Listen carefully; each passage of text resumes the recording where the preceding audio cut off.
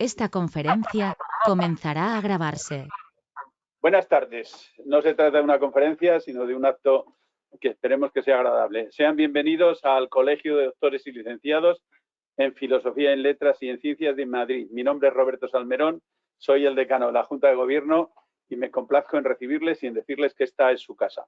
En especial a los profesores, puesto que esta es la casa, el Colegio Profesional de los Docentes. Sean bienvenidos. Es para nosotros un orgullo recibir a la 11ª o a la 11ª gincana mitológica. Nos complace colaborar con la Sociedad Española de Estudios Clásicos y sobre todo con los organizadores Madrid Capital del Mito. Enhorabuena y muchas gracias en nombre de todos por organizar estas gincanas. Yo creo que lo que contribuyen para enriquecer el conocimiento de los sucesivos alumnos que en estas 11 ediciones se han ido acercando a ella es encomiable. Muchísimas gracias en nombre de todos, de las 11 promociones que han pasado por ella. Desde el punto de vista del colegio, pues doña Elena Coelho, la doctora Elena Coelho, que es miembro de la sección profesional de clásicas del colegio, pues también muchas gracias y enhorabuena por acordaros de nosotros y de esta que también es tu sede. Muchas gracias a la Sociedad Española de Estudios Clásicos, como decía antes, a Destinogrecia, a El Corte Inglés, a la Taberna Griega, a Ediciones de la Torre, a Luisma López, una persona, a Laberinto, a EDAF, a Diana Arte, a Aurea, a Librería Aranjuez, a Pausanias, a Complutum del Ayuntamiento de Alcalá de Henares y a Voluntarios por Madrid, instituciones todas o personas que colaboran en que se pueda realizar esta gincana. Y a todos los que participan, tanto los que están viéndonos o siguiéndonos por teleconferencia, por conferencia, por streaming o por como quiera que se llame este asunto, porque luego cualquiera sabe cuál es el modem, el otro, el TIN, a todos y a los que están presentes, sean bienvenidos, enhorabuena y muchas gracias. Y por último, le voy a ceder la palabra a doña Elena, pero antes le quiero agradecer a don Antonio Guzmán, catedrático de la Facultad de Filología de la Universidad Complutense de Madrid, la conferencia con la que nos va a deleitar después sobre Perseo. Ahí es nada.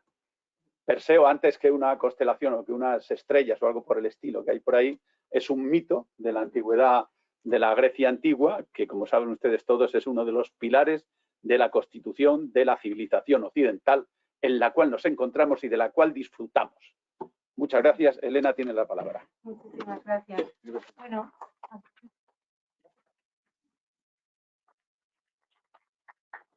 Bueno, muy bienvenidos a todos. Bien, tanto los que estáis aquí como los que estáis en vuestras casas. Quiero ser muy breve, simplemente unas palabras porque a lo que estamos aquí es a escuchar esta conferencia de Perseo. Bien, pero sí que me gustaría, primero, sobre todo, dar la bienvenida a los alumnos, a todos los que estáis aquí y a los que nos estáis viendo desde casa. Somos muchos los centros que vamos a participar en la gincana. Súbete a la tarima, que desde casa te ven mejor. Perfecto. Bueno, somos muchos los que vamos a participar en la alegría de poder compartir el amor que nosotros tenemos por el mundo clásico, ¿bien? Mediante la gincana, que ya sabéis, va a ser el 7 de mayo. Esa fecha la tenemos que tener, ¿verdad?, en nuestro calendario bien apuntado, porque a las 12 de la mañana estaremos todos justamente donde está el Palacio de Velázquez y ahí justamente empezará la primera prueba. Bueno, como decía, vamos a compartir y me gustaría decir quiénes estamos hoy aquí. Todos los que me estáis escuchando, si veis que me he olvidado de algún centro, en cuanto termine, por favor, me decís, que nosotros también estamos, ¿vale? Creo que no me he olvidado a nadie, pero por si acaso. Damos la bienvenida al Instituto África Moraleja de Enmedio, al Colegio de las Madres Concepcionistas, al Colegio El Porvenir, al Colegio Fomento Aldeafuente Alcobendas, al Instituto Francisco Ayala, al Instituto Gregorio Marañón, al Colegio Helicon, al Instituto Isaac Albéniz, al Instituto Leonardo da Vinci, al Instituto Príncipe Felipe, al Colegio Sagrado Corazón de los Capuchinos, al Colegio San Buenaventura de Murcia, al Colegio San Francisco de León, al Colegio Santa María de Yermo y al Instituto Valle Inclán. A todos y cada uno de vosotros, bien, pues enhorabuena y vamos ya a disfrutar del primer premio, que realmente es el premio de la preparación. Bien, ¿sabéis que quién nos faltaba? Calderón de la Barca. Calderón de la Barca, ¿no? Puede ser esto. Pues bienvenidos al Calderón de la Barca y el Vistalegre. Perfecto, pues bienvenidos también a Vistalegre. ¿Alguien más? No, ¿verdad? Vale, fantástico.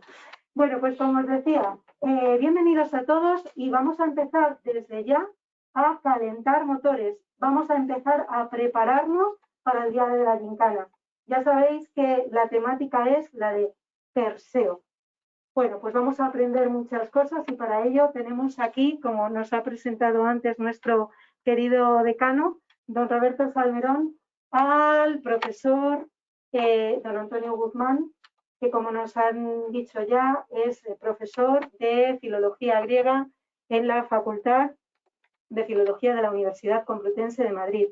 Un gran experto en teatro griego y, como no, en mitología. De hecho, colaborador también en Alianza Editorial y, de hecho, pues ese mapa que tenéis para que podáis poner en vuestras clases o en vuestras habitaciones. Los que no tenéis el mapa, no os vayáis, por favor, sin que yo os lo dé, ¿de acuerdo? Porque ahí ya vais a poder estudiar muy bien cuál es el árbol genealógico de Perseo. Pues sin más, vamos a escuchar a don Antonio Guzmán con su conferencia Perseo y su progenie en el cielo. Gracias. Muy bien, pues...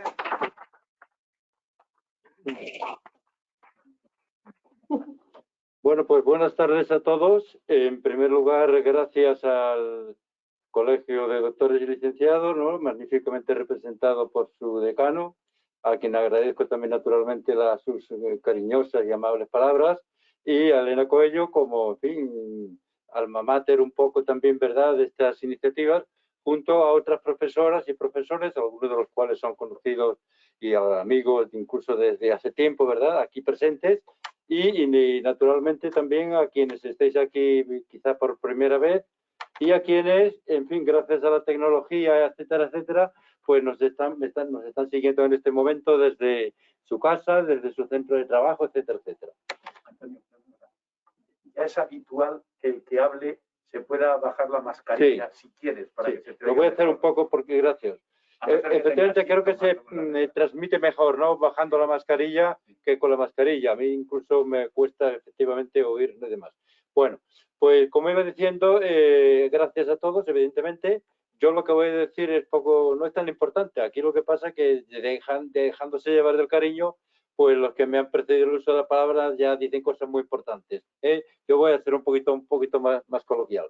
Bueno, se ha hecho alusión a un póster de mitología donde efectivamente aparece Perseo y aparecen una serie de personajes, los principales personajes, podemos decir, de la mitología griega. Para algunos de vosotros o de ustedes es un documento conocido, tiene una cierta información un poco básica, pero contiene buena parte de los principales personajes de la mitología, con sus correspondientes relaciones, hijo de, casado con y tiene descendencia con, etcétera, hazañas colectivas, quienes participaron en la guerra de Troya, quienes fueron a los viajes de los argonautas, los 12 trabajos de Hércules. En fin, hay mucha información y es un documento que se hizo hace años, bueno, en fin, me encargaron que hice, ¿no?, hace años, y creo que es muy práctico, pues porque contribuye a tener de una manera un poco visual este mundo a veces un poco farragoso de los mitos, los nombres, las familias y las sagas, etcétera, etcétera. Bueno, tengo previsto hablar de 2 o 3 cosillas solamente y quizás reservar para el final alguna posible intervención si alguien quiere preguntar algo o que se le aclare algo, etcétera, pero no pasarnos del tiempo. El título de la que se me encargó por parte de Elena fue hablar un poco de Perseo, que es el tema vinculado a la famosa gincana, que vais a celebrar el mes de... ¿Cuándo he dicho? En mayo. 7 de mayo. En mayo, el 7 de mayo. Bueno, de verdad que Perseo y su progenie. Vamos a ver un poco qué cuento yo de esto. Voy a hablar solamente de 2 o 3 aspectos y por eso lo adelanto. El caso de Perseo y Andrómeda, que son las figuras que van un poco vinculadas y emparejadas desde todas las tradiciones de las fuentes antiguas, que son 2 familias un poco llamados singulares. Esto es relativamente frecuente. En los mitos son esos relatos, ¿verdad?, un poco fantásticos que nos hablan de dioses, de héroes, de personas un poco descomunales, de titanes, en fin, todas estas criaturas, ¿verdad? Son, por tanto, casi siempre familias singulares. No son individuos corrientes porque, en fin, no merece la pena. No merece la pena. Hay que ser un poco especial, ¿no? Esto es. Bueno, pues son 2 familias singulares. Luego voy a dedicar algunas palabras a lo que he llamado como segunda apartado, una mirada al cielo. Porque lo que voy a tratar es un poco por qué la constelación de Perseo y de Casiopea están en el cielo, vinculado un poco a lo que nos han contado las fuentes. ¿Por qué a los griegos se les ha ocurrido llevarlas al firmamento? Para eso, claro, trabajé también hace tiempo, me vais a perdonar la autocita, en un librito, en una traducción de un autor que se llama Eratóstenes de Cirene, que compuso un pequeño tratadito que se llama La mitología del firmamento. Que un poco me voy a basar en este documento, ahora lo veremos por ahí.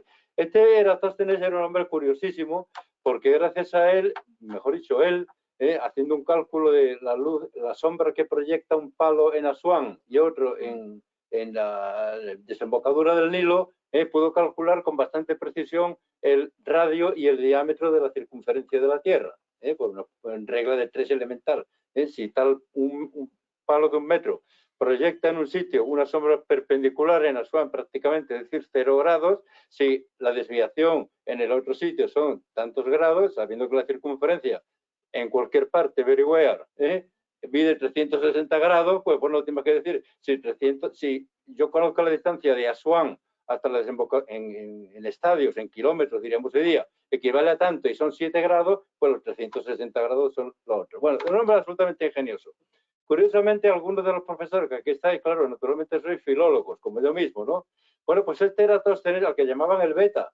Le llamaban el beta porque no destacaba como primero en nada, pero era segundo en todo, o en casi todo. Le llamaban el beta. Y este fue el primer autor el que mencionó como profesión la palabra filólogo.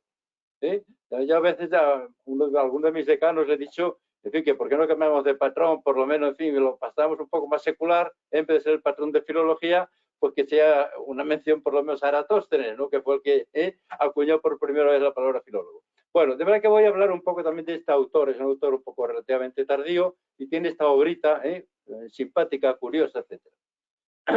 Y luego, un tercer apartado muy breve, lo voy a dedicar a comentar el por qué están las criaturas heroicas en el cielo, por parte de la tradición de los griegos. A veces es como premio y a veces es como castigo. Pues voy a poner un par de ejemplos, por lo menos algún ejemplo, para anticiparlo ahora, ¿no? Luego lo veremos con más calma. Por ejemplo, Orfeo, la lira de Orfeo. La constelación de la lira está lanzada al firmamento porque Zeus, apiadado de Orfeo, el cantor tracio que va por su mujer Eurídice al mundo de los muertos, intenta rescatarla por todo tipo de hombre enamorado, etcétera, etcétera, cosa que no consigue por la fatalidad que todos recordamos, de que había un requisito que no volviera la cabeza atrás hasta que no estuviera, etcétera, etcétera, cosa que él mismo incumple a última hora. Bueno, pues dicen que la lira de Orfeo, claro, Orfeo encantaba con su música, encantaba con su poesía, encantaba a las fieras, en fin, el mundo de la naturaleza, y encantaba al dios de los infiernos, nada menos. Y lo encantó hasta el punto que accedió a esto, ¿no?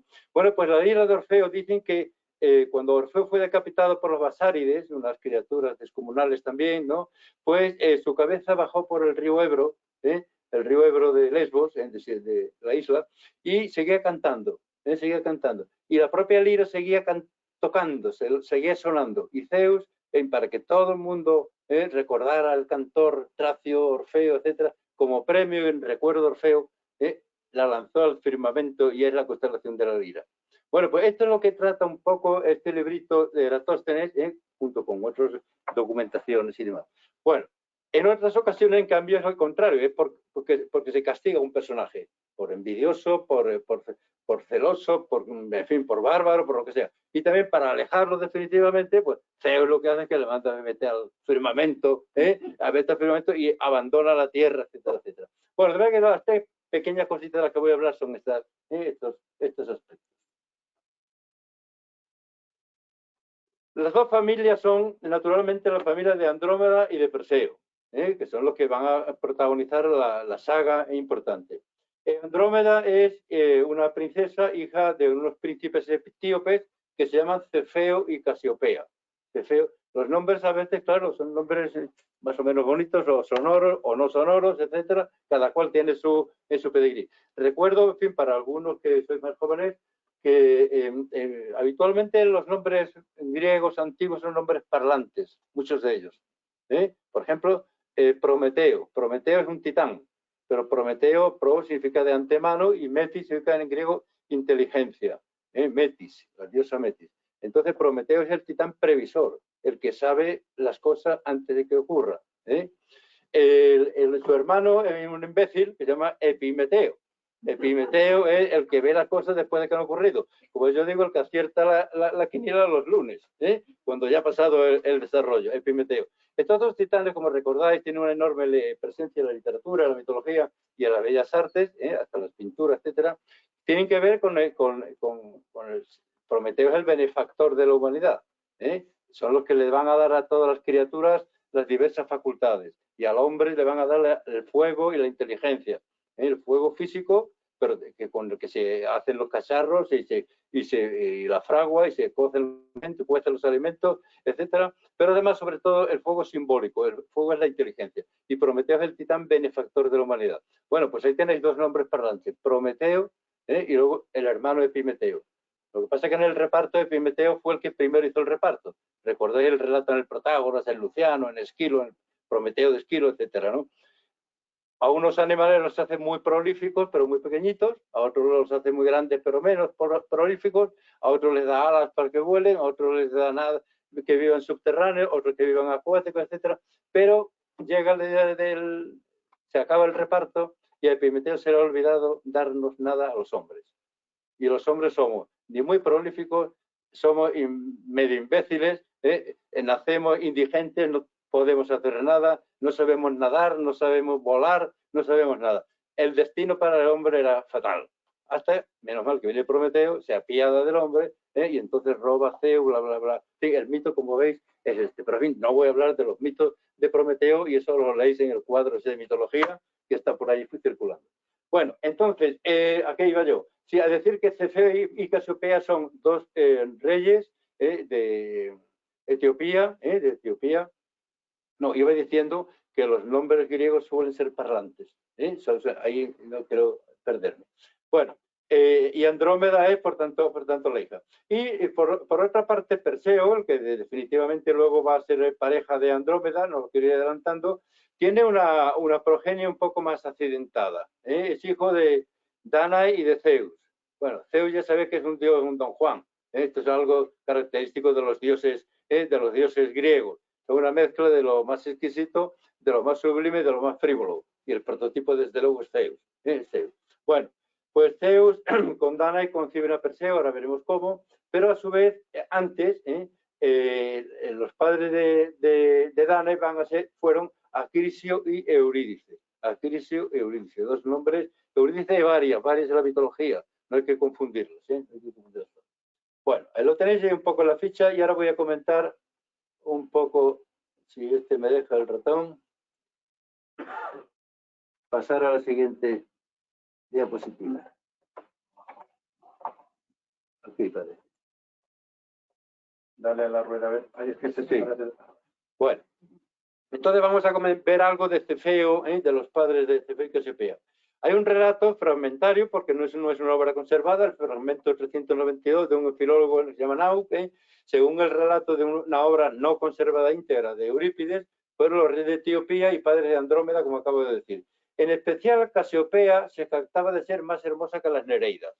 Bueno, aquí viene este otro concepto de que los mortales tienen que conocer que son limitados. que no puede pretender una persona mortal, yo soy más guapo que las Nereidas, ni yo soy más inteligente que Zeus, ni yo soy más capaz, más valeroso, porque esto es un acto que se llama de hibris, de insolencia, de demasía, de desproporción. Lo vemos desde la Ilíada. Para mientes, decidida, y no intente igualar tu fuerza de un mortal comparada con la de los dioses. Los de los dioses son tremendos. Bueno, ¿qué le pasó entonces a Casiopea? Que se jactaba de ser más bella, más hermosa que las propias Nereidas. Las Nereidas, evidentemente, esto lo llevaron muy mal. Ya viene el castigo. Este es el ciclo que vemos en toda mucha literatura antigua y el ciclo que vemos que motiva muchas de las grandes obras de teatro antiguo. El castigo de la insolencia, de la demasía, etcétera, etcétera. Entonces Poseidón, el dios del mar, padre de las Nereidas, claro, Poseidón es el dios del mar y las Nereidas de argentados pies, como dice Homero, pues evidentemente son hijas del elemento acuático, ¿no? Del rey del mar, Poseidón. Lo tomó tan a mal que envió un monstruo Ceto, Ceto en griego significa ballena, de cetáceo, claro, un monstruo descomunal, la constelación de la ballena, para que devastara el país por la insolencia de esta reina Casiopea que dice que es más guapa que las Nereidas. Entonces consultaron al oráculo de Amón. Este oráculo de Amón está en Libia, actualmente en Libia, antiguamente en la época, la tradición antigua es Egipto, Libia, en fin, las fronteras, como bueno, pasa tantas veces, son elásticas, digamos. El oráculo de Amón, que a su vez vaticinó que solo sería posible calmar al monstruo si mediaba el sacrificio de la joven Andrómeda. Había que sacrificar para que el monstruo terminara de causar todo ese tipo de desgracias, etc. Que quedó, por tanto, expuesta como prisionera para que la fiera la devorara, la comiera, etcétera, etcétera. La única manera de exculpar la inconveniencia de Casiopea. Fue encadenada a un peñasco y hubo de ser rescatada por el héroe Perseo. Esta es básicamente la leyenda de Perseo y Andrómeda. Según vamos viendo, cuando yo me estoy remontando, algunos datos un poco de la familia. A su vez, Casiopea aparece citada con cierta extensión en una obra también de Sófocles, también solo fragmentariamente conservada, que se llama Andrómeda, donde se narraba la historia de sus aventuras.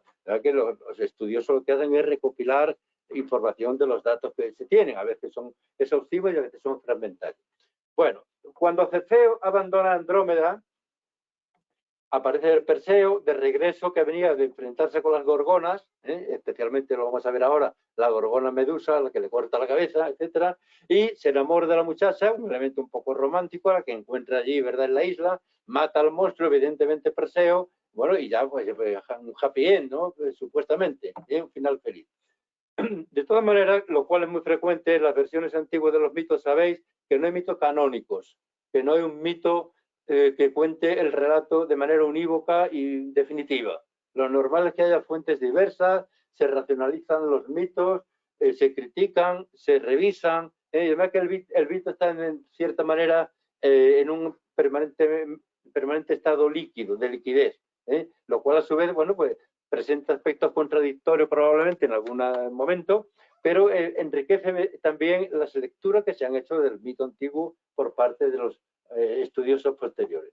Bueno, pues según otra versión, hubo de enfrentarse a Fineo, un hermano de Cefeo y tío de Andrómeda, antiguo prometido de ella. Bueno, esta es una leyenda probablemente secundaria, simplemente hago mención, etcétera. No es la central. Y Andrómeda, según esa obra de Eurípides, pero no una obra conservada, sino que la cita Eratóstenes, por eso digo, ¿no?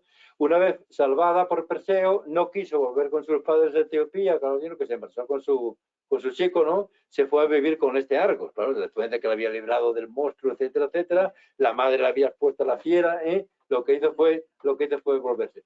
Bueno, como veis, he incorporado de vez en cuando alguna pequeña ilustración para hacerlo más icónico, un poco más atractivo de lo que yo pueda contar, con elementos que a veces son pinturas, que a veces son hasta juegos de naipes. Que esto es una manera en el que esta es concretamente una colección de naipes británica, de verdad que los chiquillos ingleses pues también se entretenían jugando con las cartas de naipes, reproduciendo más o menos algo de la leyenda del personaje en cuestión.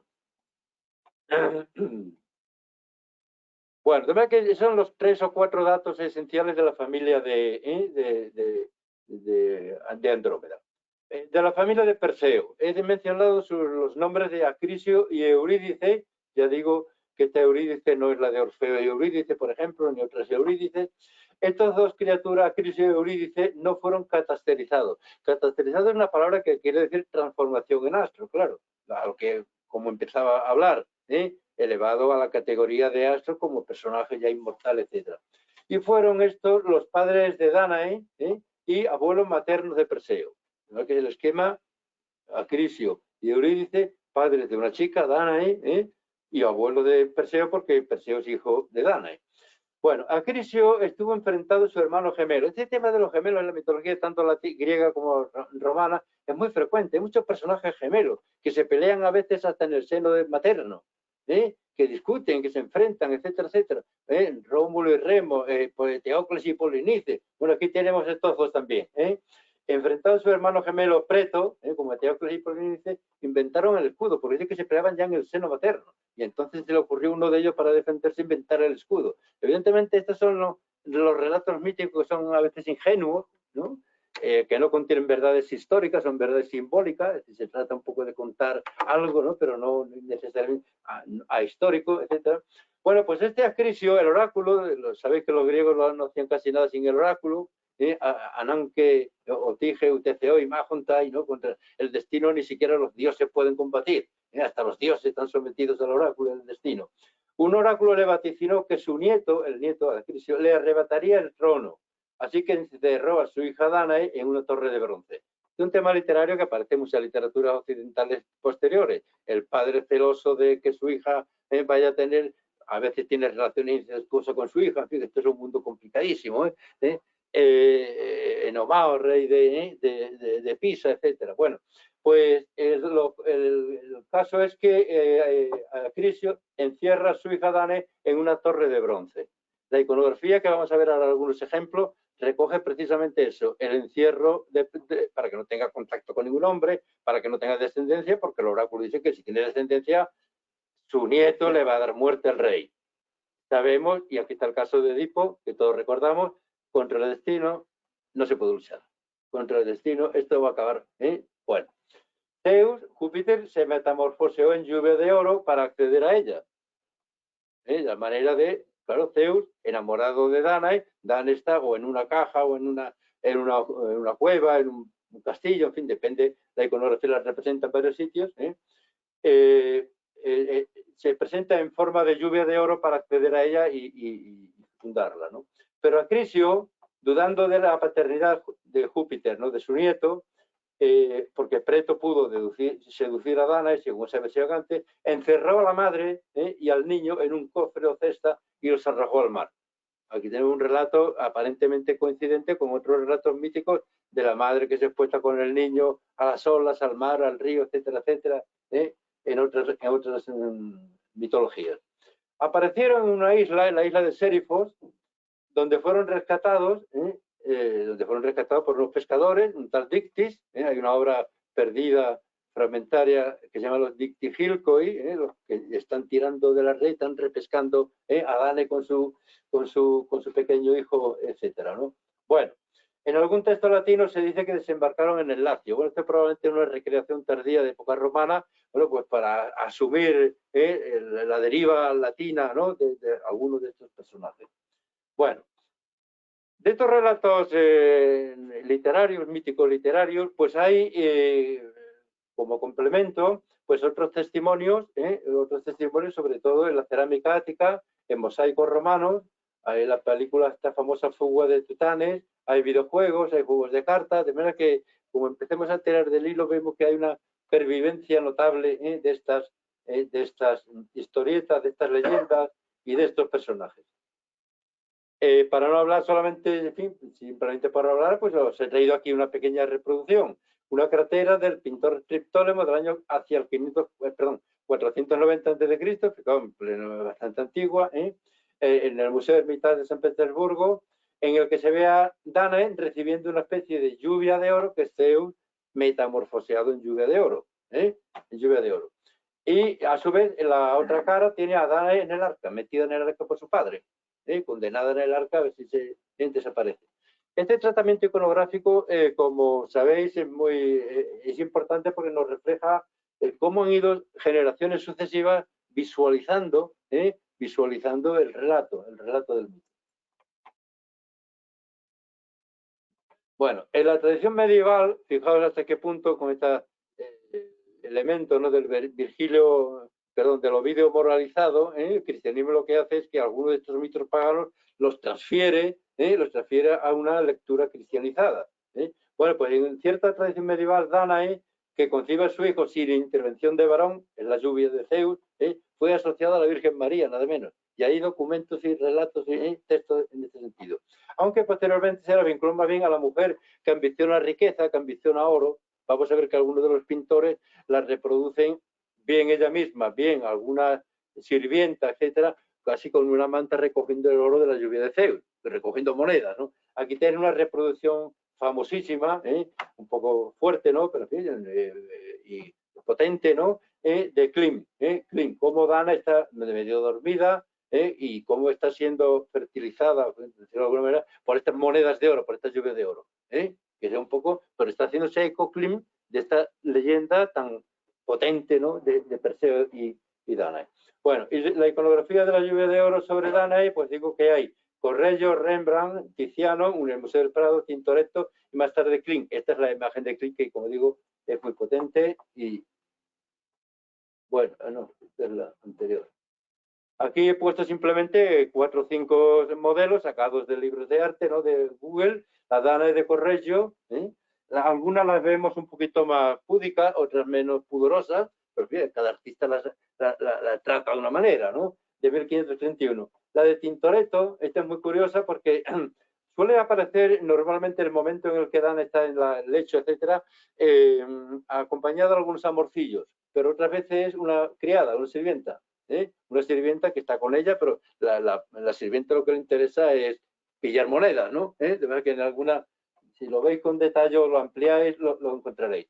Una Dana de Tiziano, de verdad que estamos hablando de pintores potentes y no cualesquiera. Y una Dana de, esta está en el Museo del Prado, y una Dana de Rembrandt de 1636. Digo que algunas son más pudorosas y otras más explícitas, ¿no? Bueno, eso es Danae. Vamos a seguir ahora con el caballero, con Perseo. Polidectes, un nombre difícil, rey de la isla de Sérifos, lo envió a luchar contra las gorgonas. A ver si no volvía. Esto me voy a permitir un par de... Esto aparece muy frecuentemente en el mito. A Heracles lo mandan a hacer sus 12 trabajos y se no vuelve. Como cuando, en fin, alguien todavía en algún momento, un político dominante, manda un díscolo, pues a la isla de Tenerife a ver si allí se aburre, y no vuelve y me lo quito de en medio, etcétera. Bueno, esto es una práctica, por tanto, habitual. Polidectes envía a Perseo a que vaya a luchar contra las gorgonas, estas criaturas descomunales, en fin, lo verosímil era que no volviera, evidentemente, a ver si no vuelve. Pero el dios Hermes, y aquí ya empezamos un poco a centrarnos en el personaje, el dios Hermes, que es el dios mensajero, como sabemos, el dios de tantos atributos, le dio su yelmo, un casco, y le dio sus sandalias. Un casco para protegerse, una sandalia con la sandalia de Hermes, el dios mensajero, que vaya volando, corriendo, etcétera, como Isillet, más o menos. Y Hefesto, el dios Hefesto, le da una hoz descomunal. De verdad que los dioses compadecen un poco de esta criatura, Perseo, etcétera, y le van dando ciertas defensas.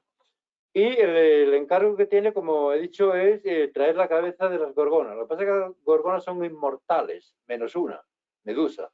Las gorgonas, Medusa, Esteno y Euríale, que viven, según el imaginario griego mitológico, en Occidente, para allá. Es un poco lo contrario de las Amazonas. Las Amazonas viven en el Oriente, en el Cáucaso. Los griegos no tienen idea de dónde estaba el Cáucaso en principio, pero cuando históricamente llegan a dominar el Cáucaso y no están las Amazonas, dicen, bueno, que las Amazonas están más para allá del Cáucaso, etcétera, etcétera. Bueno, pues también aquí se hablaba de esta geografía imaginaria. Las estas viven en Occidente, y están protegidas por otras 3 criaturas con las que no hay que confundir, que son las grallas.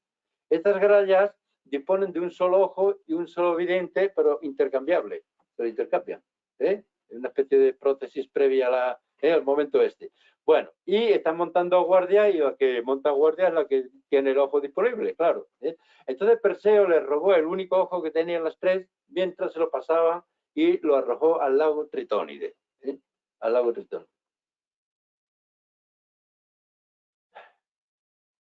El encuentro, voy avanzando, el encuentro de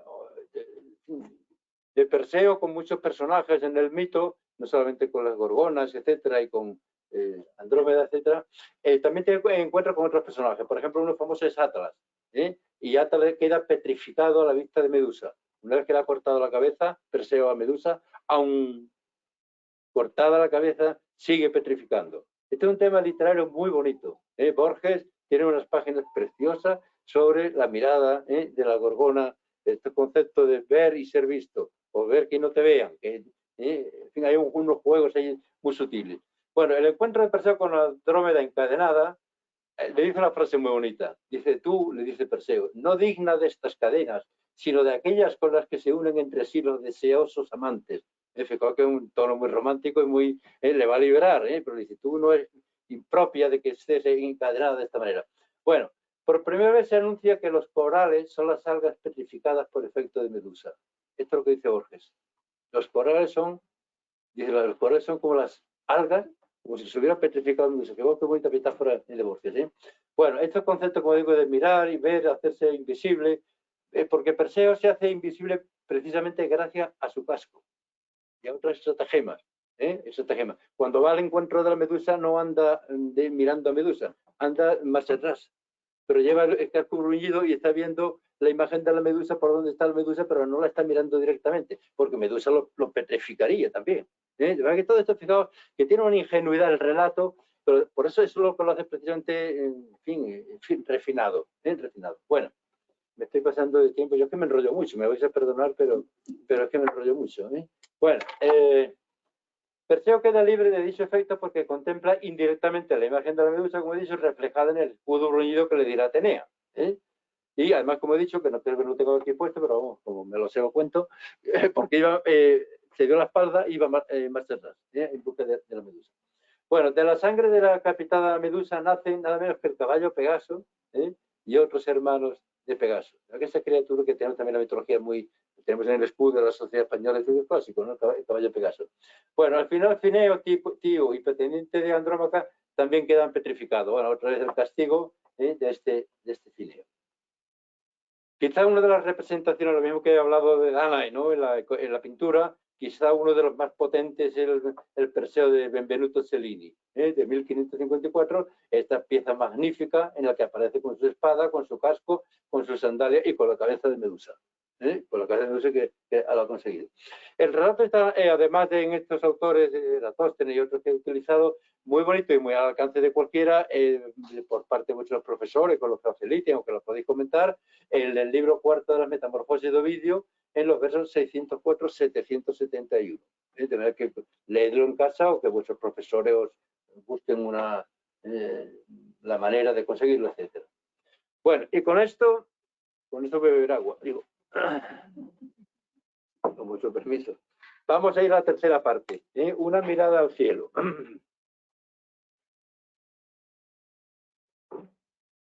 Bueno, aquí he hecho una, no se ve muy bien por la circunstancia, etcétera. Esta es la estrella polar en azul, lo que está en azul es la estrella polar en el hemisferio. Esta es la constelación de Cefeo y esta es la constelación de Casiopea. Cefeo no es muy fácil de distinguir. Normalmente en Madrid se puede ver desde septiembre hasta noviembre. En su momento yo pensé que esta charla iba a tener lugar en un septiembre, octubre, noviembre y decía, bueno, pues cuando salgáis y tal, si no llueve, si no hay nubes, podréis contemplar por curiosidad a esta. En fin, se cambió por motivo del COVID y en fin, aquí estamos, ¿no? Bueno, Cefeo y Casiopea. De verdad que estas dos son estos dos personajes transformados en estrella, catasterizados, Cefeo y Casiopea. Y a su vez enfrente tiene a Andrómeda y a Perseo. Andrómeda y Perseo frente a Cefeo y Casiopea. Casiopea es la más fácil de distinguir en el hemisferio, porque tiene una forma llamativamente extraordinaria, ¿no? Una especie de W. de W, que se ve perfectamente cuando es ocasión, ¿no? Una W enorme, esa es Casiopea. Y la distribución está más o menos en esta que estoy aquí poniendo. Bueno, pues como he dicho la palabra catasterismo, que he intentado antes aclarar, el catasterismo es eso, el proceso de cómo se transforma en astro, en estrella, algún personaje. Puede ser un ser divino, un héroe, un mortal o a veces un objeto inanimado. He dicho la lira de Orfeo, la lira de Orfeo, nada menos. Bueno, y dicho criatura, dicho ser, ya animado o no, pasa a formar parte del firmamento celeste. En el catálogo de Eratóstenes relata 44 casos de personajes transformados en estrella. De verdad que es un testimonio relativamente generoso. Normalmente el texto contiene un breve relato de las hazañas o sucesos principales de cada personaje, de lo cual ya he comentado algo, el motivo de la transformación, por qué se le transforma en estrella, y la descripción icónica de la nueva constelación. Es decir, que, por ejemplo, Casiopea tiene la forma que tiene en función de algunos atributos. Y la visualización de las estrellas corresponde, por ejemplo, Orión el cazador, que va persiguiendo a las Pléyades, es que tiene forma de cazador, claro. Va persiguiendo a las Pléyades. De verdad que el texto cuenta un poco por qué esa constelación se le ha asignado el nombre que se le ha asignado. Normalmente tienen que ver, están vinculados a aventuras de Zeus, de Heracles, o de Poseidón, o de algún otro de los grandes dioses o personajes. Y en el caso, evidentemente, que vamos a seguir viendo, a Perseo y a Andrómeda. Un comentario un poco personal sobre este tipo de fenómenos, de por qué los griegos han hecho, se les ha ocurrido hacer esta traslación, este cambio, trasladar del mundo de la mitología terrenal al firmamento. Los griegos fueron dueños de un riquísimo repertorio de personajes mitológicos, esto lo sabemos todos. Pero cuando los griegos alzaron sus ojos sobre el horizonte, observaron o debieron observar que ciertas agrupaciones de estrellas, ciertas formas, se asemejaban por su forma o por su disposición a algunos de sus familiares seres mitológicos. Por ejemplo, pensarían, este grupo de estrellas se parece a un león. Las estrellas más brillantes se parecen a un león. En fin, yo no voy a hablar aquí de astronomía, en fin, podemos hacer alguna introducción en otro momento, no voy a hablar ahora. El mundo evidentemente muy complicado en la antigüedad, es mucho más complicado modernamente. Yo modernamente no tengo ni idea, pero bueno, me fío de la documentación accesible. Bueno, pues pensaría en los griegos, estas estrellas se parecen a un león, o a un cangrejo, o a un cisne, o a un caballo, o a un centauro, o a una nave, o una lira. Pero para su imaginación no podía tratarse de un león, un cangrejo o una lira cualquiera. Lo bonito es que ellos disponían del león de Nemea, esta fiera descomunal, uno de los trabajos de Hércules, del caballo Pegaso, el que ya hemos visto, de la lira de Orfeo, de la que también he hablado, de la nave Argo, de la de los argonautas, etcétera, de los compañeros de Jasón, etcétera, etcétera. Entonces lo que hicieron, de una manera un tanto fantasiosa, no cabe duda, fantasiosa, es trasladar al cuerpo celeste a algunos de sus familiares héroes y dioses. Este va a ser el león de Nemea y el cangrejo, y la lira y cada uno de estos. Bueno, la constelación de Cefeo, no voy a volver a pues está la foto muy pequeña, ¿no? Pero la constelación de Cefeo se localiza muy próxima al polo norte en el mes de septiembre. De verdad que teóricamente, como se podría ver, enfocando primero donde está la estrella polar. En ella destaca una estrella en la constelación que se llama Delta Cephei, que es 5.000 veces más luminosa que el Sol. Esto lo sabemos ahora, claro, los griegos no lo pueden saber. Y se halla a 1.300 años luz de la Tierra. Claro, los griegos tenían una deformación óptica, que es que ellos en su ingenuidad pensaban que era plano, en buena medida plano. Nosotros vemos un poco la figura del cangrejo, por ejemplo, y creemos que están todos a la misma distancia, pero es que están en un fondo absolutamente distante entre sí. Y el brillo es muy considerablemente diverso entre unas estrellas y otras. Bueno, pues justamente ellos lo que podían era captar las más luminosas, las más brillantes, ¿no? Bueno, la astronomía moderna ha tomado de esta constelación el término cefeidas, es el término que se utiliza modernamente para calcular las distancias interestelares, por respeto, por tradición de Cefeo. Casiopea Se localiza muy fácilmente en el cielo de septiembre por su característica forma de W. Es una W perfecta, grandísima, muy brillante y se destaca bastante nítidamente. Y en ella destaca una estrella que se llama la Gamma Cassiopeiae, 5.000 veces más luminosa que el Sol nuestro, y se halla a 800 años de luz de la Tierra. De manera que no es fácil que nos veamos por allí.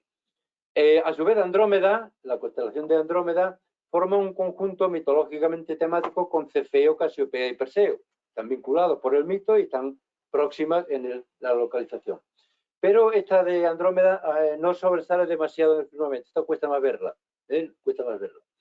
En sus proximidades, entre comillas, se halla la galaxia M32, que está a 2,2 millones de años luz según la astronomía moderna. Y, por tanto, la luz que ahora vemos, si está a 2,2 millones de años luz de distancia, probablemente esa luz ha debido envejecer en el viaje. Es lo mismo que la estrella polar. La luz de la estrella polar que vemos ahora, esta noche y nos asomamos, es la que vio Colón. Es decir, tarda 400 años en llegar la luz de la estrella polar a nosotros. Es decir, que probablemente 500 años. Es decir, que la estrella que vemos ahora salió de allí cuando Colón estaba llegando a América. Pero que hay una cierta idea aproximada de las dimensiones que tiene, claro, modernamente estas materias, ¿no? Bueno, Andrómeda, curiosamente, devorará a la Tierra dentro de 4.000 millones de años, nos dicen los expertos.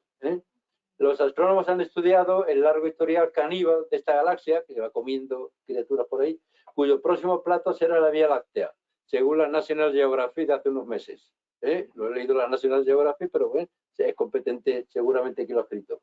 Bueno, desde finales de agosto en dirección noroeste-este, y a mediados de noviembre en el CENI hasta principios de enero en dirección noroeste-oeste. Esto digo que obedecía al momento en el que posiblemente podíamos ver esto. Bueno, voy a ir avanzando y casi terminando. Perseo. Perseo entregó a Atenea la cabeza de la medusa gorgona, en recompensa, a Atenea. Por eso Perseo es elevado al firmamento por expreso deseo de la propia diosa Atenea, por devolverle un poco el favor, ¿no? Bueno, pues en esta estrella, en esta constelación de Perseo, hay una estrella especial en la constelación de Perseo que se llama Beta Persei. Y esta Beta Persei los árabes la llamaron Algol, el demonio, que es una constelación muy potente y muy bien visible en verano. Esta constelación, la del demonio. Bueno, fijaos la sutileza. Unos eclipses intermitentes tienen lugar en esta estrella cada 2 días, 20 horas y 49 minutos. Y los griegos, que no lo sabían medir con tanta precisión, pero la veían esos destellos cada 2 días, 20 horas y 49 minutos, y dijeron, estos son los guiños de los ojos de la medusa. Fijaos que no hay manera, evidentemente, práctica de vincular una realidad con la otra, pero insisto un poco en esa transposición literaria, mitológica, que hasta se inventaron lo que ahora los modernos astrónomos son capaces de decir qué es lo que pasa, es decir, no, estos son los guiños de la propia medusa, de los ojos de la medusa. Bueno, aquí lo tenéis quizá un poquito más claro. Aquí está la estrella polar, aquí está Cefeo, y aquí está Casiopea. Fijaos Casiopea, la W. La W, bueno, aquí está torcida, evidentemente. Está torcida. Bueno, aquí está el dragón, etcétera. Aquí está la osa menor, etcétera, etcétera. Bueno, esto lo tengo aquí para lo que tener. Esto evidentemente queda a disposición de todos vosotros y de vuestros profesores. Aquí está la constelación de la Auriga, aquí está Perseo, Perseo. Esta es la famosa Algol, el demonio, la brillante, esa terrible, etcétera, ¿no? Aquí hay una que se llama el triángulo y aquí veis a Casiopea, quizá un poco más clarita, la W que digo. Y esta es Andrómeda, Andrómeda, ¿no? Que Andrómeda está cerca no de Perseo, junto también relativamente siempre Casiopea. Bueno, esto se va acabando, no os preocuparos. Bueno, la tipología, ¿a qué obedece? Ya tanto alguna cosa. A veces estas criaturas están en el cielo porque son castigados. Por ejemplo, la constelación del dragón, que está situada entre las dos osas por haberse enfrentado a Hércules, arriba, en castigo. Otra como recompensa, Hércules, la constelación de Hércules, por sus trabajos. Zeus a la lira de Orfeo, que la he contado. A la osa mayor, porque fue la que amamantó y la que cuidó a Tauro por haber llevado en su grupa a Europa, cuando Zeus se disfraza de toro para raptar a Europa, pues por eso está allí. A veces para inmortalizar a un amor, por ejemplo, Dioniso a Ariadna, la corona de Ariadna. Dioniso, enamorado de Ariadna, le pide a Zeus que le eleve como corona. Las 7 Pléyades, las palomas, amadas por Zeus, por Poseidón y por Ares. En recuerdo se le eleva también al cielo. A veces es por propia iniciativa, no es ni premio ni castigo. Por ejemplo, la constelación de Virgo, la justicia. La justicia está harta de vivir con nosotros entre los hombres, porque el mundo es injusto. La justicia no hay, yo me marcho de aquí y me marcho al cielo. Ella misma se va. Pues estos humanos son vamos, aquí no hay quien viva. Bueno, por despecho a los mortales. Zeus transformado en cisne, la constelación Cruz del Norte, etc. O por ser protectores de los humanos, por ejemplo, la constelación de Géminis, los gemelos, los 2 hermanos. Proteger a los navegantes, lo que los navegantes llamaban el fuego de San Telmo, que es una tradición también en época posterior. Bueno, Cefeo fue elevado por la diosa Atenea en deferencia y premio por su hija, Andrómeda. Casiopea fue castigada por rivalizar en belleza con las Nereidas. Andrómeda recompensada por Atenea. Perseo premiado por Zeus o por Atenea, perdón, a la que Perseo había regalado la cabeza de Medusa. Bueno, de verdad que hay una serie de variantes posibles, pero una cierta tipología también. Algunas razones un poco, si no constantes, bastante frecuentes, ¿no? Bueno, de verdad que ya termino, y casi es la hora. Como tantas veces, otras veces en Grecia, el mito y la fantasía literaria terminaron siendo algo estéticamente agradable, entretenido, incluso útiles, ¿no? Como manifestación de este espíritu sensible, imaginativo y cargado de simbolismo. Y como digo aquí, muchas gracias por escucharme y sobre todo no me catastericéis. Muchas gracias.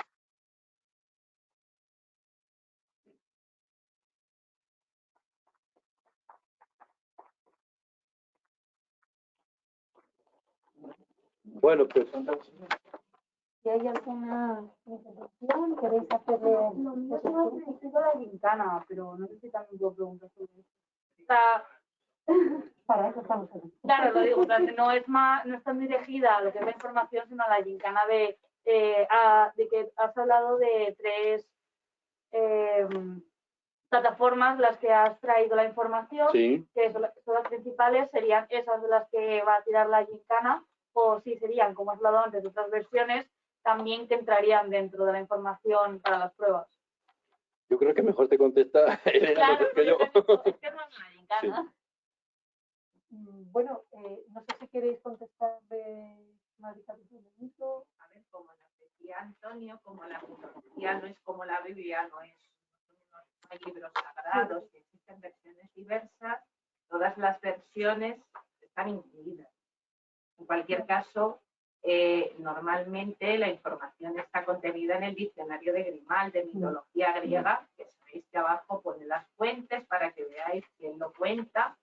Es decir, que Antonio nos ha estado dando opciones diversas. Si en alguna otra cosa que no está relacionada directamente con lo que nos ha dicho, se menciona otra fuente, pues también puede aparecer. Pero nada que para que vosotros accedáis a ello tengáis que estar buscando bibliografía extrañas. Grimal se puede consultar también por internet. Entonces, seguro que en los institutos, en los colegios, tenéis Grimales a lo mejor más de uno. Y muy ilustrativa, que lo comentaba Antonio también, la película Furia de Titanes. Furia de Titanes. La antigua o la más reciente, porque hay 2 versiones. Una versión antigua, la conoceréis todos. la que nos gusta a lo mejor a los mayores, y luego otra versión más moderna, Que les encanta. la película Furia de Titanes. Y recordar que hay una parte teórica, es decir, de preguntas de conocimiento, pero recordad también que hay una parte práctica. Bien, es decir, que tenemos también pruebas donde tenemos, pues eso, de hacer determinadas actividades. Y no es solamente de conocimiento. Eso es, son de ingenio y de habilidad. Eso es. De cualquier, sobre todo con vuestra edad e imaginación. Y no hay que ir con vergüenza alguna, de no pasarlo bien. Eso es. Pensad que es un día especial. Es una clase especial de griego, de latín y de cultura clásica. una clase donde vamos a disfrutar aprendiendo y a disfrutar pues exponiendo todas las cosas que hemos aprendido a lo largo de estos meses, junto con nuestros compañeros de clase, junto con nuestros profes, ¿verdad? Nuestros profesores. Y simplemente es un día para que veamos cuántos alumnos en tantos centros tan diferentes estamos unidos por amor a las clásicas.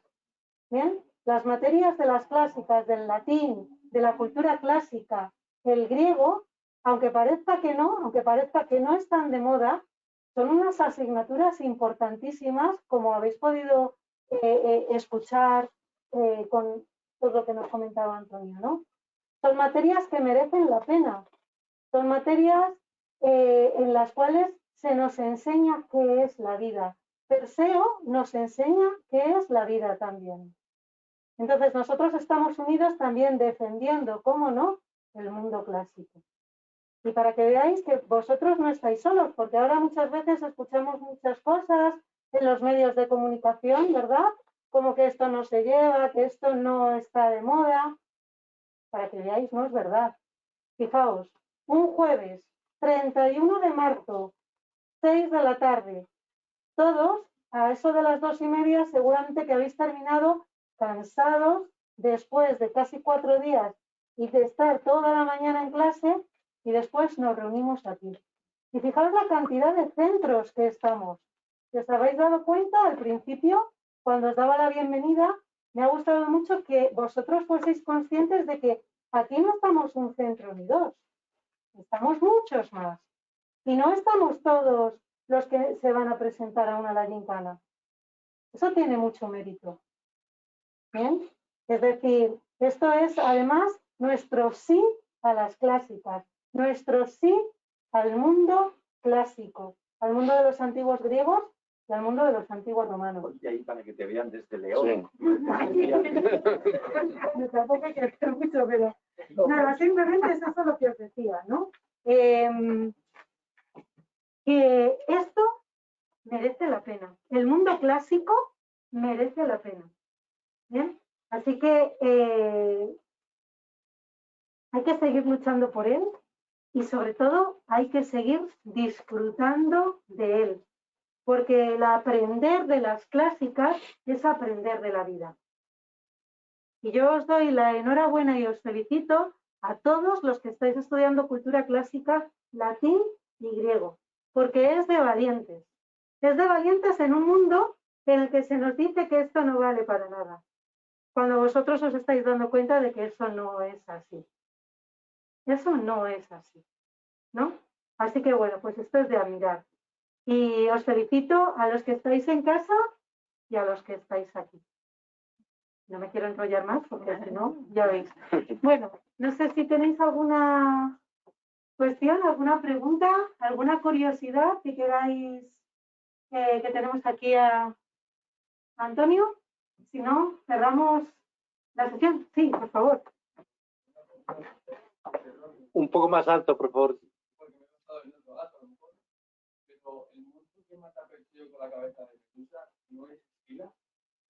No me entero muy bien, perdona. Si el monstruo es Escila. El monstruo es Escila.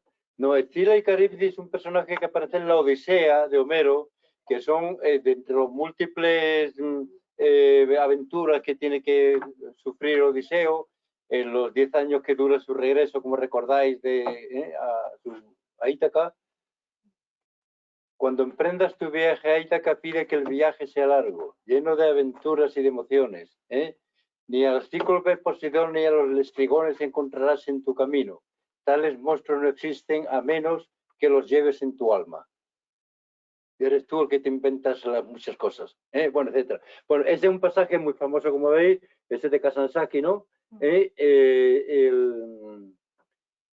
un pasaje de la Odisea, entre Escila y Caribdis, que son los dos monstruos. Uno es una especie de criatura descomunal que coge a dos compañeros de la nave de Ulises, se los come, etcétera. Están en el estrecho y Ulises tiene que pasar, de ahí viene la expresión, estar entre Escila y Caribdis.